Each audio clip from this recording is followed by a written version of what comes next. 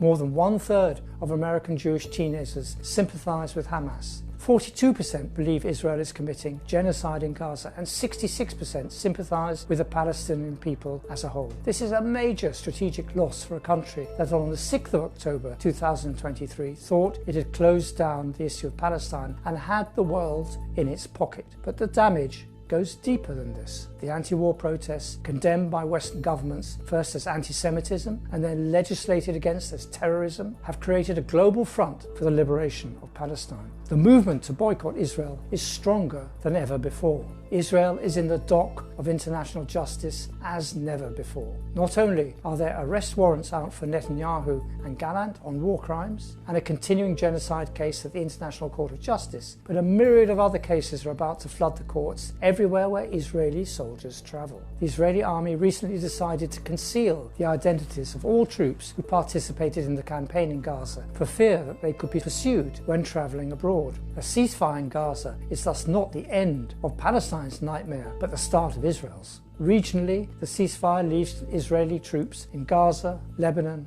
and Syria. It would be delusional to think that Israel has restored the deterrence it lost when Hamas struck on the 7th of October. The 15-month war has set the region aflame, and Israel need not do much for another conflict to break out. Israel's undisguised bid to divide Syria into cantons is provocative to Syrians of all denominations. Its plans to annex areas B and C of the West Bank are an existential threat to Jordan. Annexation will be treated in Amman as an act of war. Deconfliction will be the patient work of decades of reconstruction, and Trump is not a patient man. With the enormous cost in lives, every family in Gaza has been touched by loss. But what Gaza has achieved in the last 15 months could well transform the conflict. Gaza has shown all Palestinians it can withstand total war and not budge from the ground upon which it stands. Gaza tells the world that the occupiers threw everything they had at them, and there was not another Nakba.